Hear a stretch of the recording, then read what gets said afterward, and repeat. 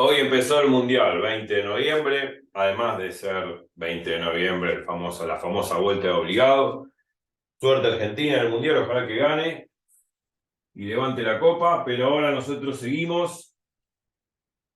Derivación de funciones bivariadas número 80. Está el 79 y el 80. Número 80. Estábamos viendo la definición de vector tangente a la curva en un punto. Y lo vimos desde un punto de vista intuitivo. Hemos deducido a partir del concepto del diferencial cómo rescatar ese vector tangente a la curva en un punto, ¿no? Ya sabemos que es como la recta tangente, pero sobre todas las cosas es un segmento dirigido por una flecha y una dirección dada por estas tres componentes. O sea que la posición de la mosquita, porque este era el vuelo de una mosca, ¿no? Que nosotros filmamos con el celular. Bueno, la trayectoria de un vuelo de una mosca, bueno, partía de acá en r de t igual a 0 segundos, se encontraba en esta posición. En estas tres componentes, ¿no? En estas tres coordenadas, x evaluado en 0, y evaluado en 0 y z evaluado en 0. O sea, las tres posiciones del espacio en el cual se ubica la mosquita volando en esta posición en el cual yo lo rescato en el video. Lo empiezo a filmar desde acá, y después, bueno, llega acá y bueno, corto el video. Bueno, todo este trayecto es lo que la curva o parte de la curva que describió la mosquita. Bueno, este es el vector tangente a la curva en este punto. El vector tangente, no voy a repetir todo lo que vimos en el video anterior porque se alarga mucho. Llegamos a esta expresión que está acá abajo. O sea, el vector t de t0, que es este vector, geométricamente hablando, vector tangente, no es otra cosa que la derivada total de r vector respecto de t especializado o evaluado en t igual a 0. Esto viene del concepto de diferencial que yo hemos visto ya, diferencial para una función y igual f de x o y versus x, función de una sola variable, y también hemos visto diferencial también de funciones bivariadas, ¿no? Obviamente que el concepto de diferencial se puede extender a funciones multivariadas, o sea, funciones que dependen de muchas variables, pero bueno, hasta ahora nosotros lo vamos viendo para dos variables, sin pérdida de generalidad, claro, porque después todo eso se puede aplicar a n variables. Pero bueno, no importa. Estamos en el espacio, tenemos una curva, el vuelo de una mosca, el vector tangente en un punto, y ese vector tangente no es otra cosa que la derivada total de r vector. El r vector indica un punto genérico de la curva en un tiempo t, respecto del tiempo evaluado en t igual a 0. Bueno, para el que sabe de física, es obvio que este vector tangente, escrito de esta forma, no es otra cosa que la velocidad instantánea o la velocidad en el instante t igual a 0. O sea, la velocidad que tiene la mosquita justamente en esta posición, en ese instante. Se llama velocidad instantánea en cinemática, en física, y bueno, muchas veces se ve en esas áreas. Nosotros lo estamos viendo desde el punto de vista geométrico, claro, pero asociarlo a la física está bueno. Pues el vuelo de una mosca, cuya velocidad en este punto está dado por esto. La velocidad se mide en kilómetros por hora, metros por segundo, en las magnitudes que quieran y en las unidades que quieran. Pero bueno, más bien, bueno, la magnitud es distancia y la otra magnitud es el tiempo, perdón. Se mide en cualquier unidad. O sea, en kilómetros por hora o en metros por segundo, como quiera. Metros sobre segundo, ¿no? Uno dice metro por segundo, es metros sobre segundo. La distancia sobre tiempo me da la velocidad desde el punto de vista cinemático simple, ¿no? Acá lo vemos ya a nivel analítico, que la velocidad instantánea es la derivada total de la posición respecto del tiempo desde el punto de vista vectorial. Porque la velocidad es un vector, claro. La velocidad instantánea es un vector, y este es el vector velocidad. Bueno, lo que vamos a trabajar, porque la idea es continuar el camino hacia los famosos multiplicadores de Lagrange y poder desasnarnos de quién es el lambda, el multiplicador de Lagrange, que a futuro va a ser importante para máximos y mínimos condicionados. O punto de ensilladura en el peor de los casos. No sé por qué dije peor de los casos, pero bueno, porque no es un extremo quizás. Pero bueno, la idea es entender geométricamente de dónde sale el multiplicador lambda. Bueno, listo. Entonces, vamos a trabajar en esta teoría con curvas regulares y simples. ¿Qué es eso de curvas regulares y simples? Bueno, lo voy a definir y nada más.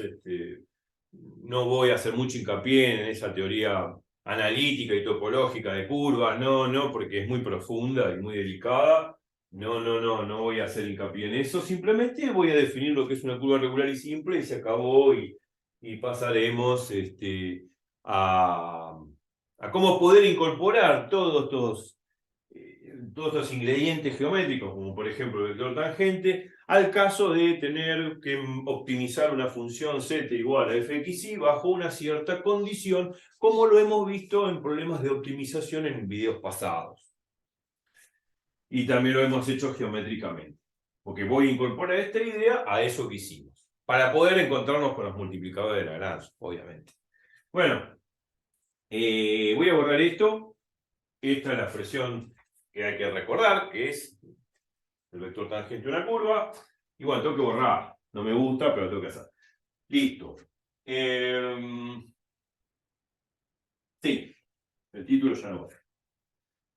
Dije que íbamos a trabajar con curvas regulares y simples. ¿Qué son curvas regulares y simples? Vamos a trabajar con eso, porque de esa forma vamos a poder llegar a poder visualizar bien el tema de los multiplicadores de Lagrange. ¿De dónde sale ese famoso lambda? Desde un punto de vista geométrico, porque uno ve el teorema y aplica, hace los cálculos, optimiza funciones condicionadas y listo, ya está, pasa a otro ejercicio, pero no sabe ni lo que está haciendo, porque se lo dijeron, quizá uno lo hace y eso no sirve. Por lo menos razonar de dónde viene, nada más, no pido mucho. Ahora, si uno se tuviese que poner en analítico y muy teórico, lógico que se pone muy profunda la cosa, porque va mucho más allá de lo que yo estoy exponiendo, claro. Trato de ser intuitivo, pero también formal, no muy intuitivo y poco formal, o muy formal y poco intuitivo, porque si es muy formal y poco intuitivo no se va a entender nada. Pero bueno, la idea es esa. Compensa. Bueno, vamos a trabajar con curvas regulares. Definición, curva regular. ¿Cómo se define una curva regular? Bueno, una curva regular se define así. Sea, bueno,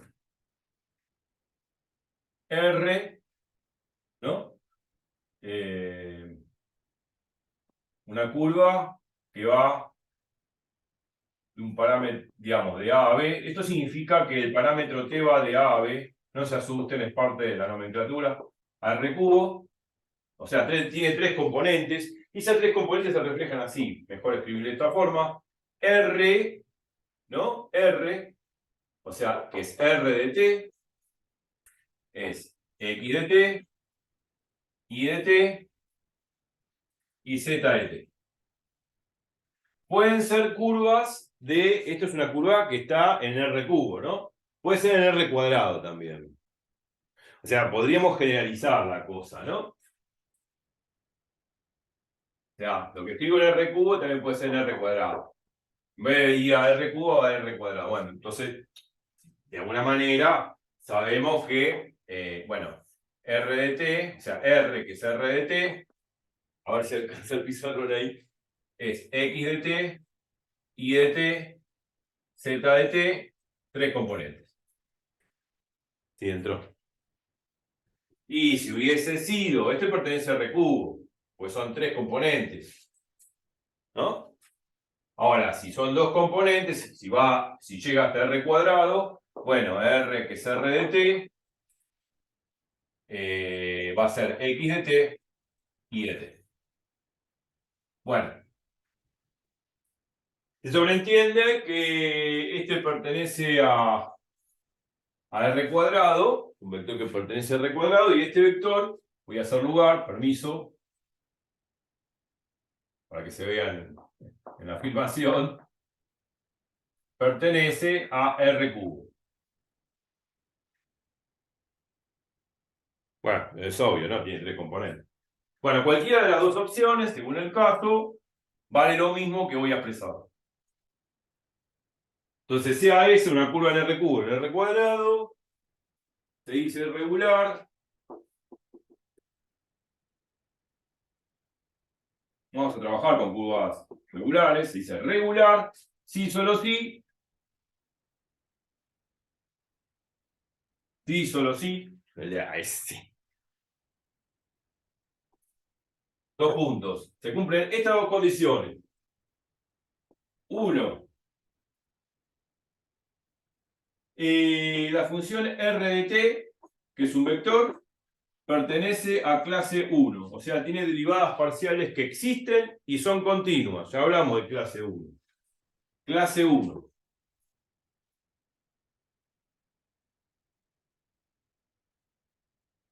Derivadas parciales que existen y son continuas. Ya lo vimos requete un montón de veces que es clase 1.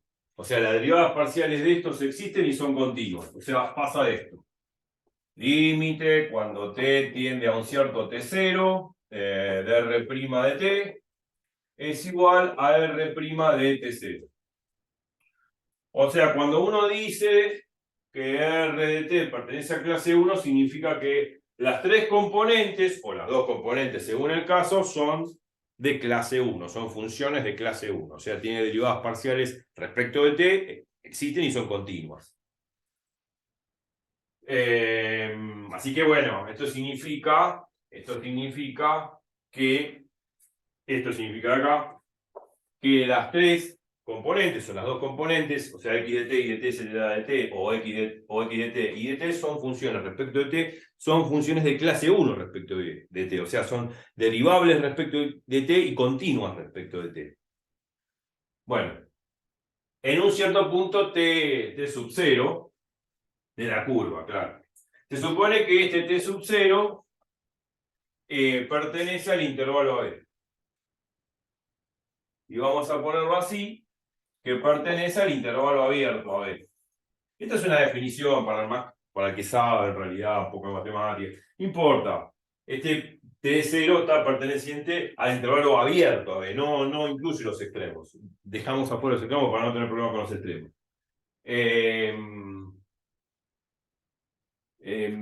Bien. Acá la derivada, me olvidé. Cuando uno pone la tilde significa la derivada, ¿no? R' de t. Acordémonos que sí, observación, R' de t no es otra cosa que la derivada total de R respecto de t. ¿No? Y R', valor entre 0, no es otra cosa que la derivada de R respecto de t evaluada en t0. Pero eso que está acá, evaluado en t0, no es otra cosa que el límite cuando t tiende a t0 de R de t menos R de t0, porque hay que hacerlo por definición de límite, claro. Vamos a poner la rayita arriba que es un vector, sobre t menos t0. Bueno, esta es la definición de derivada que vimos en análisis 1. Bueno, si le hago el límite cuando t tiende a t0 a esta derivada, que queda en función de t, y me coincide con el límite de la derivada de R respecto de T0, que sale por definición, si me coinciden las dos cosas, se dice que es de clase 1 en T igual a T0. Bueno, y así va a ser de clase 1 en todos los puntos AB.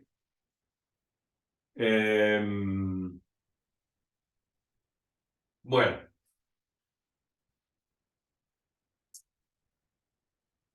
Y bien. No incluimos, sin pérdida de generalidad, los extremos. Aunque podríamos incluirlos, pero no importa. Podríamos incluirlos, sí. Pero no los vamos a incluir aquí. Bien. Bien. Sí, sí. Si incluimos los extremos, hay que ver cómo es este límite, puede ser por la derecha, del punto A, o por la derecha, digamos, por la derecha del punto A o por la izquierda del punto B, ¿no es cierto? Guarda con eso. Bien. Así que podría incluirlos, pero guarda. Sin pérdida de generalidad, guarda con los extremos, porque bueno, tendría que definir la derivada por la derecha de A y por la izquierda de B. No me voy a poner tan preciso ahora, pero guarda con eso. Esto es porque de alguna manera uno ve, supongamos que estamos en R cuadrado, sin pérdida de generalidad también, porque podríamos dar un ejemplo de R cubo. Bueno, qué sé yo, tengo una curva así, acá es t igual a A, y acá sería el parámetro t igual a B hasta donde llega la curva, una curva C. Se supone que es una curva CAC. Acá podríamos poner CA C de curva. Bueno, es esto.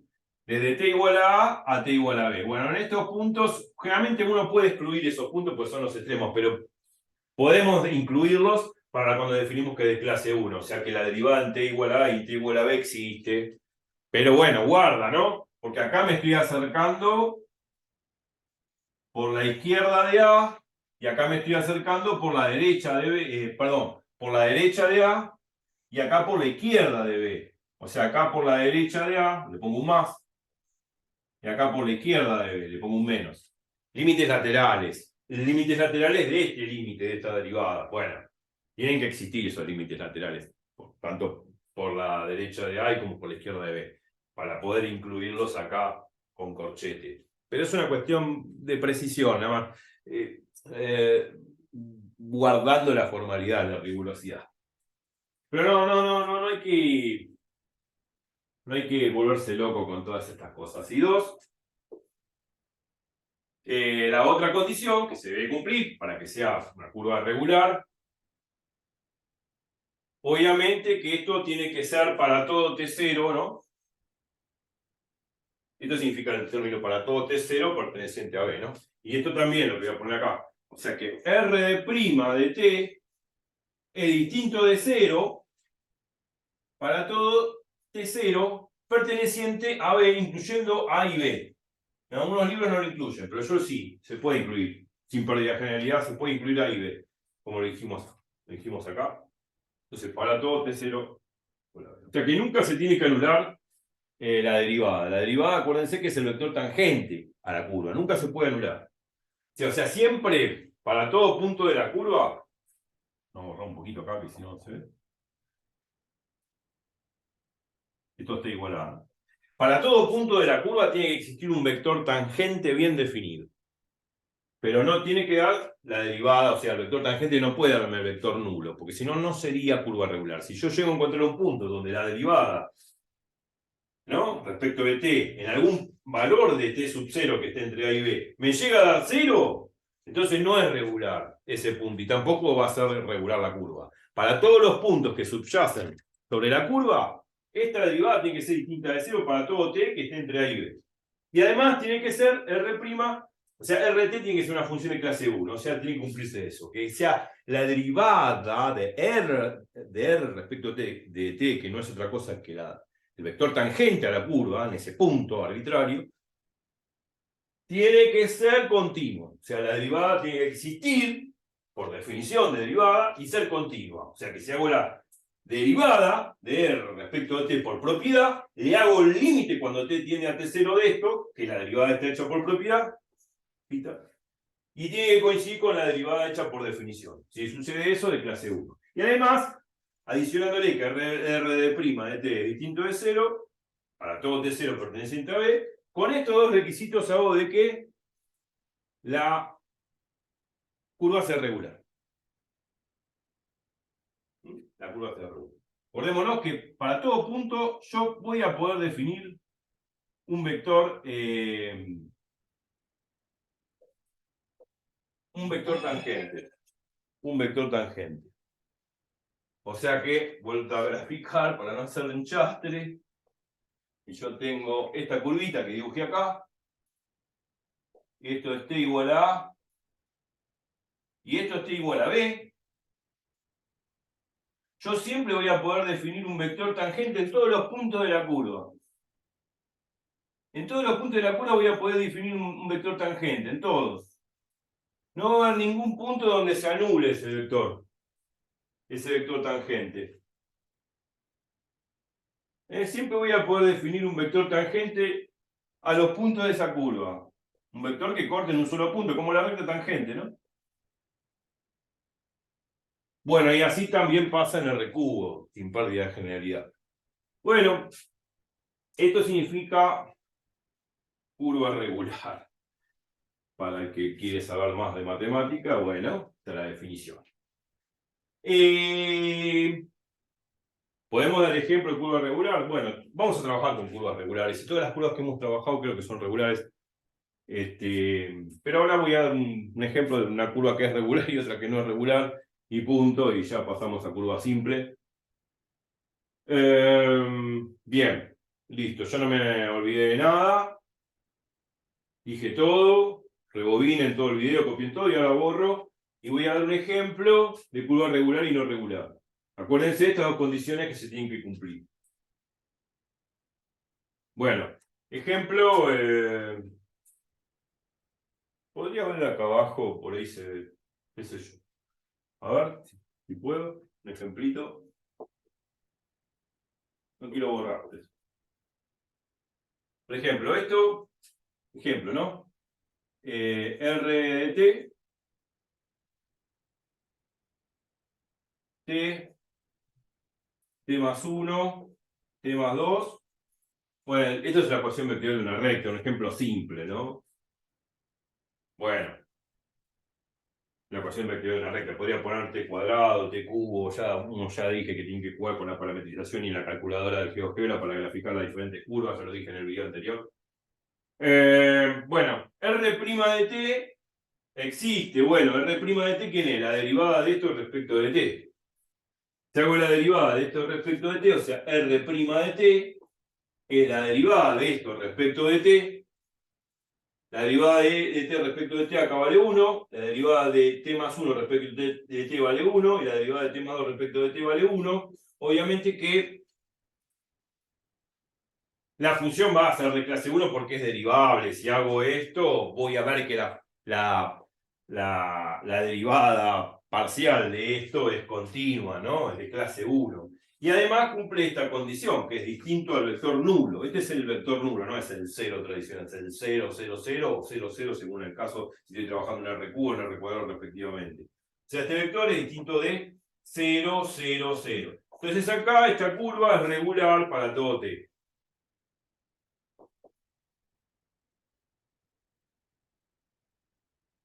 Para todo t perteneciente a reales porque el dominio de esta curva son todos los reales. Ese es un ejemplo de curva regular. Ya está. ¿Y qué pasaría si no fuese regular? Bueno, imaginemos por un momento que yo tengo esto.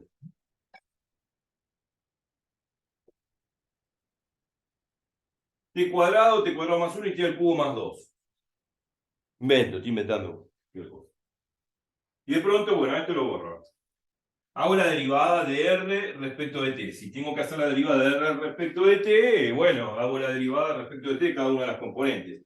O sea, R' de t es 2t y 3t cuadrado. Bajo el 3 entre el resto 1, la regla de derivación de análisis 1. Esta curva tiene como dominio todos los reales. O sea, esto vale para todo t real. Cualquier t real yo puedo meter acá y encuentro un vector. No hay nada que restringir. El dominio de esta curva es para todo t real. O sea, tiene como dominio todos los reales para t. Ahora, ¿qué pasa si t lo reemplazo por 0? Y a esto yo lo reemplazo por 0, o sea, reemplazo t por 0. Yo reemplazo t por 0, me va a quedar 2 por 0, 0, 2 por 0, 0, 3 por 0 al cuadrado, 0. O sea, esto me queda 0. Queda 0, 0, 0. Y bueno, ya está, no se está cumpliendo esta segunda condición. Entonces ya podría decir que esta curva no es regular.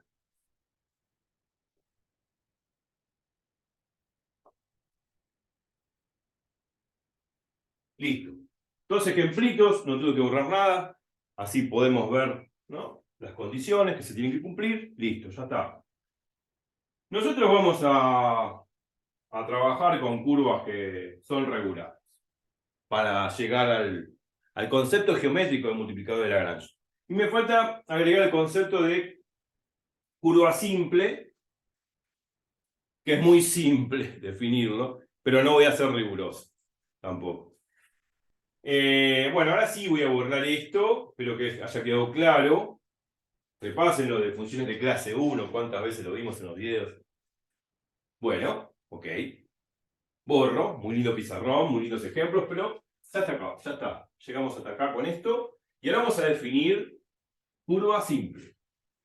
Digamos, no voy a ser riguroso con la curva simple, ¿eh? Simplemente voy a tirar ejemplos, porque si no voy a tener que hablar sofisticadamente de lo que se llama inyectividad de una función. Y en este caso tendría que hablar de lo que es la inyectividad respecto del parámetro, de la función paramétrica, ¿no?, que nos da los puntos de la curva. Y como no me quiero meter con inyectividad en la parametrización de la curva, que es R de t, ¿no?, x de t, y de t, z de t, o x de t, y de t si es R cuadrado. Como no me quiero meter en funciones inyectivas respecto de esa parametrización, o sea, tendría que analizar la inyectividad de la función R de t, que me da los puntos de la curva. Como no me quiero meter en inyectividad, voy a simplemente dar la idea intuitiva de lo que es una curva simple, de una curva que no es simple.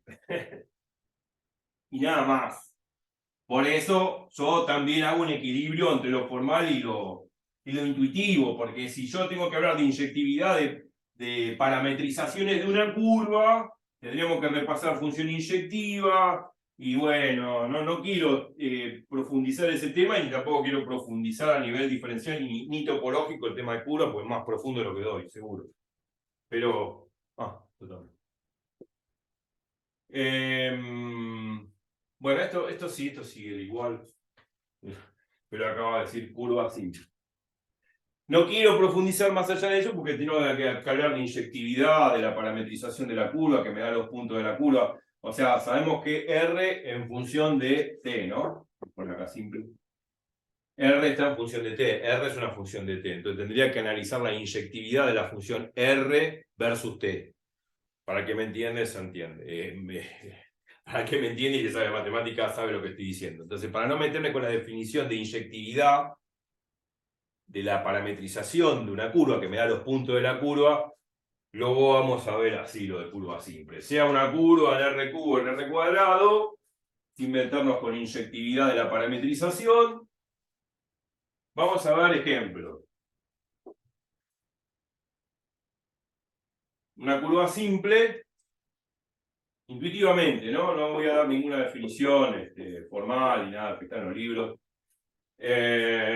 Supongamos que estamos en R cuadrado. Podemos estar en R cubo también, ojo.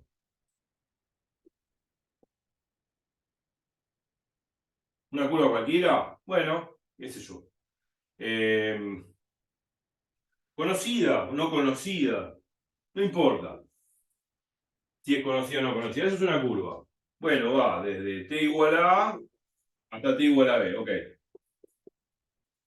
Esto es una curva simple, ¿por qué? Entonces, vamos a ponerle C, ya C, curva simple.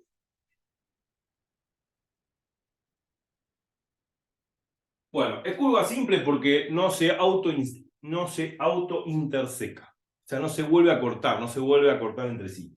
O sea, lo que quiero decir es esto. Supongamos que ahora sí vemos una curva que se auto-interseca. Que se auto-interseca significa, bueno, podría llegar a ser una cosa así. Viene así y ¡puc! Se corta. Acá se auto-interseca, se vuelve a cortar. Y si se vuelve a cortar, ya deja de ser simple. Eso significa simple. Intuitivamente, estamos dando con ejemplos. O sea, qué sé yo, desde t igual a A, hace toda esta voltereta, ¿no? Hasta t igual a B. Como para darle una dirección, ¿no? La curva, acá en esta curva voy de A a B, en esta dirección, sentido. Pero, por ejemplo, en esta voy así, doy toda la vueltita, como la montaña rusa, sigo y cuando vuelve acá, vuelve a tocar. O sea, como que se autointerseca, o sea, se autocontacta, se vuelve a cruzar la misma curva, como que la curva vuelve a encontrarse acá, en este punto. O sea, la soga se corta en ese punto, se interseca o se autointerseca en ese punto. O sea, hago así y vuelve a cortarse acá. Este punto ya es un punto, se llama punto doble. PTO es la que significa la abreviación de punto doble. De cuando se autointerseca, se llama punto doble. Ahora, si yo hubiese tenido, por ejemplo, esto así, a ver, hacia así, hacia así, y hacia así, bueno, acá es un punto triple porque se encuentran 3 veces.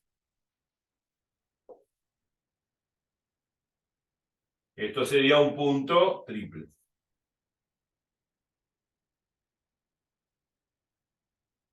Y bueno, y así sucesivamente. Puntos múltiples significa que se cortan n veces en el mismo punto. Entonces esto es una curva C, y esto es otra curva C. En este caso, C es una curva no simple. Se dice múltiple de orden 2 porque se corta 2 veces. Bueno, sí.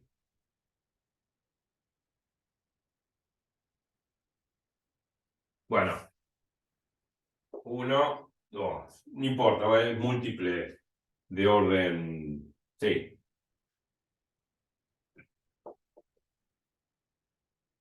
Se autointerseca, se vuelve a cortar.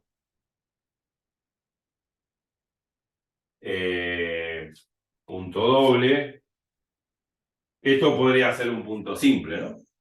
Por ejemplo, esto es un punto simple. O sea, la curva pasa una sola vez por el punto. En cambio, acá la curva pasa 2 veces por el punto. Entonces es múltiple de orden 2.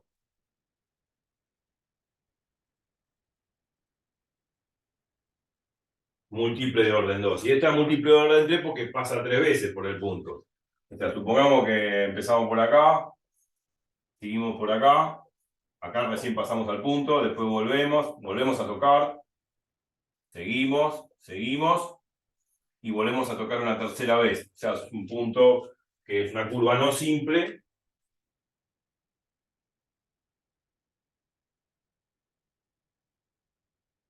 O sea, es múltiple de orden 3.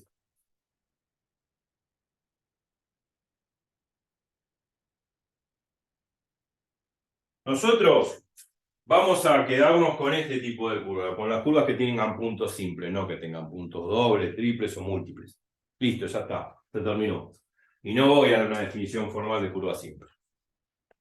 Vamos a trabajar con curvas regulares y simples. Y ahora sí, vamos a comenzar con eso, de cómo coligar todas estas definiciones y el tema del vector tangente al caso de cuando tenemos que optimizar funciones de este estilo en base a una cierta condición dada. Y vamos a ver qué importancia tiene el vector tangente ante el hecho de optimizar una función z igual a fxy bajo una cierta condición que me restringe, que me limita a esa superficie, que al intersecarse esta función con esa condición, nosotros vimos inclusive gráficamente, que en la intersección de esta superficie y la superficie de la condición, al intersecarse ambas, generaba una curva, la cual esa curva me daba un punto más alto de z, que sería el máximo condicionado, o el punto más bajo de z, que sería el mínimo condicionado.